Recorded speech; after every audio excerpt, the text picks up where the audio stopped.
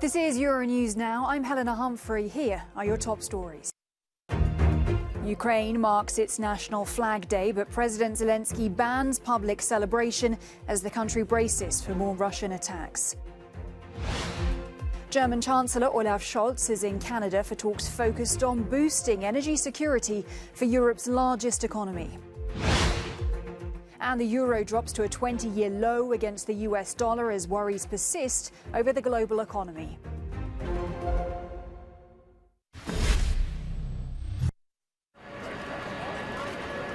Ukraine shows off captured Russian armoured vehicles before a city curfew in Kyiv. President Volodymyr Zelensky has banned rallies marking the country's two annual celebrations, today's National Flag Day and Independence Day on Wednesday. Ukraine fears an escalation of Russian attacks following the killing of the daughter of one of Vladimir Putin's allies in a car bombing near Moscow at the weekend. Dear Ukrainians, especially these days when we celebrate the day of our flag and the day of our independence, if you are somewhere abroad, please remind others about Ukraine there. Be there with the Ukrainian flag and spread the truth about the crimes of the occupiers. The death toll in Russian rocket attacks on hostel dormitories in Ukraine's second largest city of Kharkiv last week has risen to 25. The rescue operation ended on Monday with 8 bodies still unidentified. Around 40 injured are recovering in hospitals. On the military front, almost 9,000 Ukrainian soldiers have been killed since Russia launched its invasion. It's the first time Ukraine's revealed the scale of its military losses. Meanwhile, under the threat of Russian attacks and a war that stopped all football in Ukraine, a new league season starts today.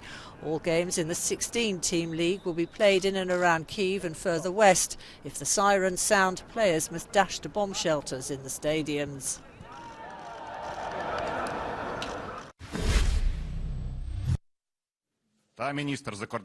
Ukrainian President Volodymyr Zelensky has met with representatives from 40 nations and the leaders of the European Union and NATO for the second summit of Crimea platform. The meeting is intended to put pressure on Russia over its annexation of Crimea in 2014. A spotlight has been shown on the peninsula in recent weeks after a series of blasts at Russian military sites. Done in 2014. On July 31st, a drone attack on Russia's Black Sea naval headquarters injured 5 people. A Russian ammunition depot was later hit by an explosion. An estimated 9 warplanes were reportedly destroyed at a Russian airbase. The meeting comes the day before the 6-month anniversary of the war in Ukraine. August 23rd also holds a symbolic meaning. It is Ukraine's National Flag Day, followed by Ukraine's Independence Day on the 24th. It's been. Thank you, Mr. President. And now with great. At a somber ceremony in Moscow, hundreds of people, roses in hand, lined up to say farewell to Darya Dugina, the assassinated daughter of Russian nationalist Alexander Dugin. She was killed when a remotely controlled device blew up her car. Her father was believed to be the target. He framed her death as part of a struggle for Russian power. The highest price one has to pay can be redeemed only by the highest achievement, our victory. She lived for this victory. She died in the name of this victory. Our Russian victory, our truth, our Orthodox faith, our country, our state. However, a Russian MP went further, accusing Ukraine of killing Dugina. Both the executioners and masterminds are in Kiev, and one of the masterminds is Mr. Zelensky personally. He will inescapably face the International Tribunal. The fascist scum must be annihilated in its lair. The lair is in Kiev, and the complete denazification of Ukraine is impossible without liquidation of the criminal fascist regime of Zelensky. Russian intelligence has blamed their counterparts in Kyiv for carrying out the killing, releasing these photos of a Ukrainian woman who allegedly followed Dugina for days and subsequently fled to Estonia. Ukraine has hit back at accusations it was involved, saying that it was in fact Moscow's secret service, the FSB, who carried it out.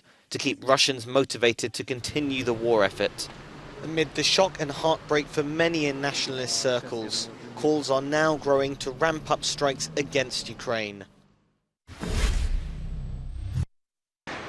German Chancellor Olaf Scholz is hoping to strike gold on the second day of his Canadian tour. Since Russia's invasion of Ukraine in February, Berlin has been scrambling to find alternatives to Russian oil and gas. Before the war, Europe's largest economy depended on Moscow for just under a third of its natural gas needs. Now it is looking for new suppliers. Scholz is travelling to the island of Newfoundland with Prime Minister Justin Trudeau to inspect the site of a future wind farm. Berlin wants to give Canada the technology to build a hydrogen plant that creates clean, renewable energy, not just to counter Russia's energy dominance, but also to help the German and Canadian economies reach carbon neutrality.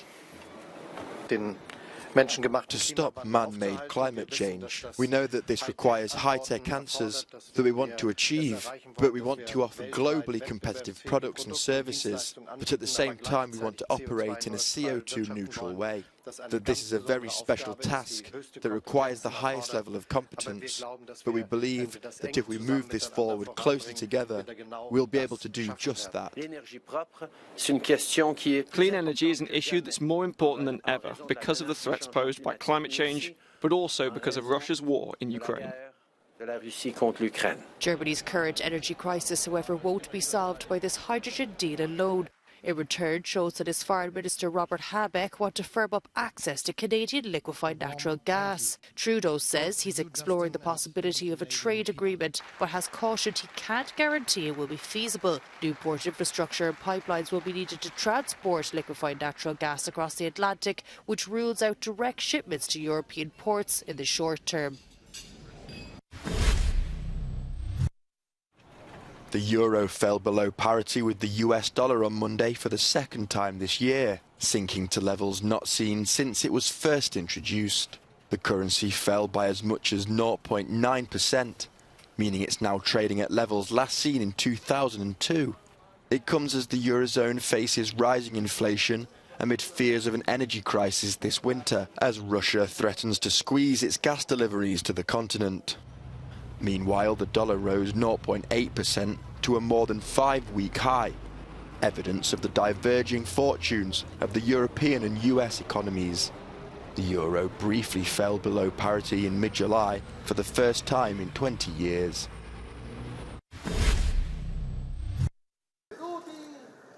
Meanwhile, in Italy, core inflation, excluding energy, has jumped to 4.1%. As Italy heads to the polls next month, candidates will be forced to reckon with the cost of living crisis.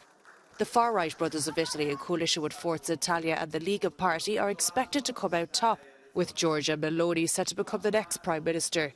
Our correspondent, Giorgia Orlandi, has more from Rome.